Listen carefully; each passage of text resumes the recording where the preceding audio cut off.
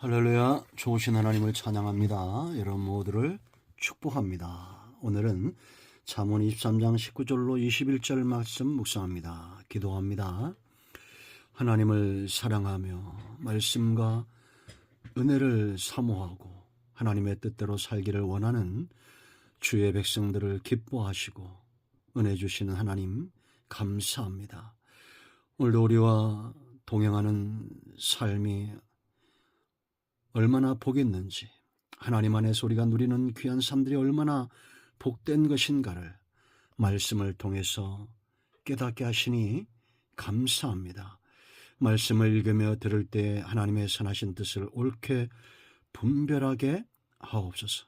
하나님의 영광을 위하여 귀하게 쓰임받는 하나님의 자녀들이 다 될 수 있도록 모든 죄와 허물에서 자유케 하시고 죄의 노예가 되지 않으며 말씀에 붙들림 받은 삶을 살게 하옵소서. 성령 하나님, 우리 가운데 충만하게 역사하시옵소서. 종을 낮추시고 겸손하게 하시고 오직 말씀의 도구만 되기를 원합니다. 예수님의 이름으로 사모하며 기도합니다. 아멘.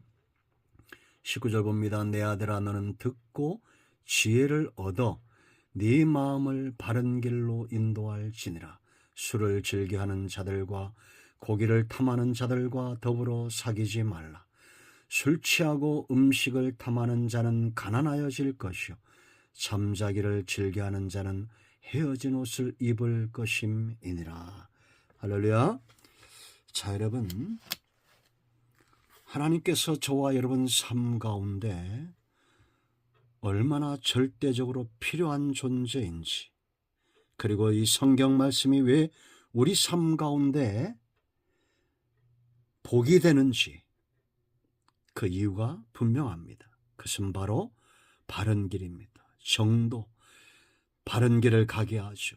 하나님은 저와 여러분을 절대 거짓된 길로, 불의한 길로, 죄악된 길로, 허물진 길로 우리를 이끌어가지 않습니다. 성경은 절대 거짓말이지 않습니다. 바른 길을 제시하는 우리 인생의 내비게이션과 같은 것이 바로 성경입니다. 그러므로 여러분, 성도는 누구냐? 바른 길을 가는 자들입니다. 목자 되신 하나님의 인도하심을 따라 바른 길을 갑니다. 성경에 깨닫게 하시는 은혜를 통해서 정도 가운데 분명히 서기를 기뻐하는 사람들. 그럼 이 바른 길이 왜 중요할까요? 그곳에 풍요가 있습니다. 그곳에 위험이 없습니다. 거짓된 길을 가는 자들에게 풍요는 있을 수 없습니다. 불의한 길을 가는 자들에게 위험이 있습니다. 원수마귀가 도사리고 있지요. 넘어짐의 길입니다.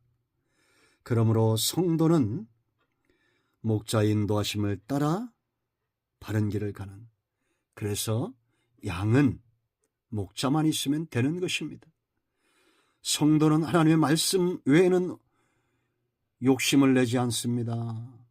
생명의 길, 은혜의 길, 바로 성경 속에 있습니다. 우리의 눈을 소성케 하는 성경, 우리의 영혼을 생기 있게 하는 말씀입니다.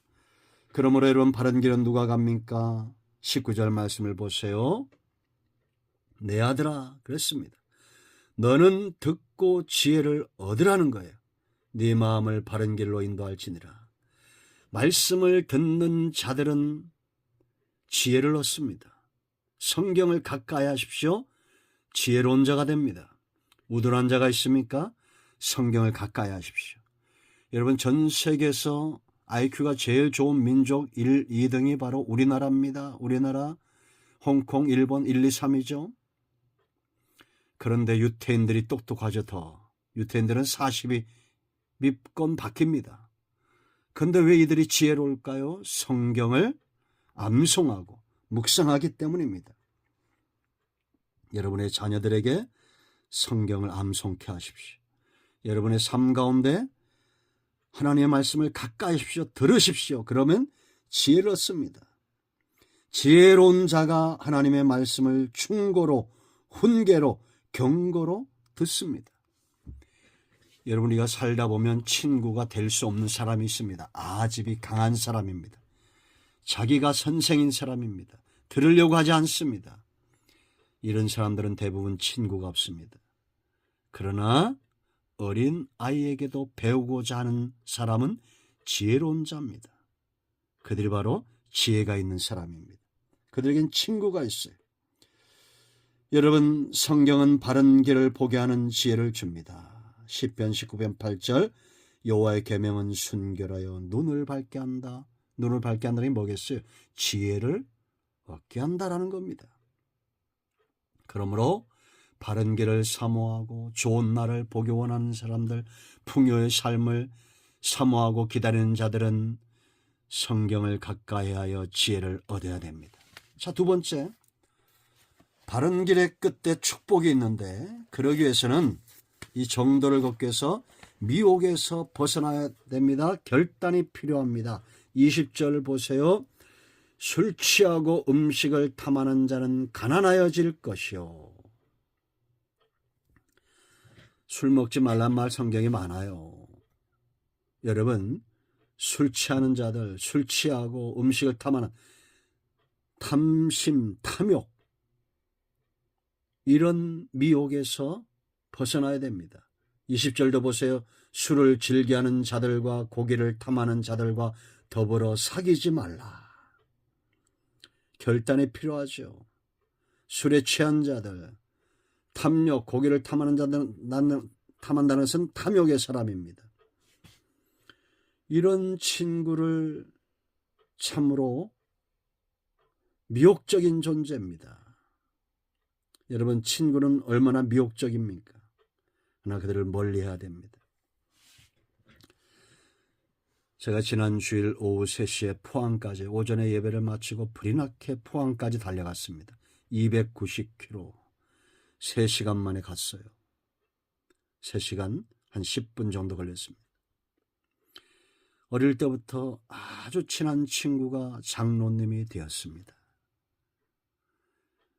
얼마나 개구장했는지 우리 아버지한테 걸려서 한번 걸렸다니까 이상한데 한번 혼난 적이 있어요. 그때 이 아이가 나는 절대 교회 가지 않는다, 예수 믿지 않는다 했던 그 친구가 지금 장로가 되었습니다. 우리 아버님에게 말씀드렸더니 그 말씀을 하셔요. 교회 안 다닌다고 그랬는데 96세 되신 분이 그걸 기억하고 계시더라고요. 장로님이 되었어요. 참 좋은 친구입니다. 그냥 좋은 친구예요. 여러분, 우리 그런 시가 있죠. 엄마 내가 왜 좋아? 그냥. 너는 엄마가 왜 좋아? 그냥. 그냥 좋은 친구입니다. 그런데 여러분, 우리가 살다 보면 욕심이 가득하고 술과 고기를 탐하고 이런 탐심, 이런 세상 속에 우리가 있습니다. 이건 단지 술뿐만 아니라 신앙이 아닌 세상적인 불신과 세상의 권력과 명예와 세상의 온갖 좋은 것들에 취해 있는 자들이죠. 결단이 필요합니다. 미혹에서 벗어나야 정도를 갈 수가 있습니다. 자, 세 번째는 바른 길을 가고자 하는 자들마다 자기 관리가 잘 되어야 됩니다. 여러분, 세상에서 성공하는 사람들은 자기 관리죠. 운동선수들, 제가 요즘에 기사를 보니까 밀가루를 먹을까 봐 아주 두려워한다는 표현을 쓰더라고요.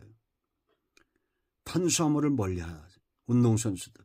우리는 운동선수들처럼 살 수는 없지만 영적인 자기관리가 필요합니다. 자, 21절 보세요. 술 취하고 음식을 탐하는 자는 가난해질 것이요. 자기관리하라는 겁니다. 잠자기를 즐겨하는 자는 헤어진 옷을 입을 것임이니라. 자기관리하라는 겁니다. 여러분, 치매에 안 걸리려면 분노하지 말아야 됩니다. 화를 내면 뇌세포가 망가진답니다. 그리고 낮에 너무 많이 낮잠을 자도 뇌세포가 망가진다는 거예요. 사람은 부지런히 움직이도록 창조되었답니다. 이 과학자들이 이제 발견하고 있는 거죠. 여러분, 자기 관리가 안 되면 안 됩니다. 영적인 깊은 잠에 빠지는 자들이 있고, 그런가 하면 육신의 잠을 즐기는 자들이 있습니다.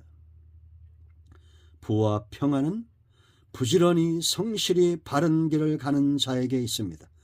성경은 정직한 자의 형통을 보여주지 않습니까? 우리가 아브라함을 흠모합니다. 다윗을 흠모합니다. 이삭을 흠모합니다. 요셉을 흠모합니다. 그들의 길을 보십시오. 넘어졌다가도 다시 일어납니다. 바른 길 정도를 사모하는 저와 여러분이 되어야겠습니다. 양은 목자를 따라가면 됩니다. 성도는 지혜를 얻어 목자를 따라 세상의 미혹에서 벗어나 성실하게 열정적으로 영육간의 자기관리를 잘하면 됩니다. 오늘도 여호와의 일의 축복, 바른 길을 걷는 자들에게 있습니다. 기도합니다. 예수님의 이름을 의지하여 기도합니다. 이 말씀대로 되게 하여 주시옵소서. 우리 가운데 마음이 상한 자, 병든 자 치유하시고 회복시켜 주시기를 원합니다. 예수님의 이름으로 사모하며 축복하며 기도합니다. 아멘. 할렐루야. 응답이 오늘도 우리 가운데 임하였습니다. 아멘.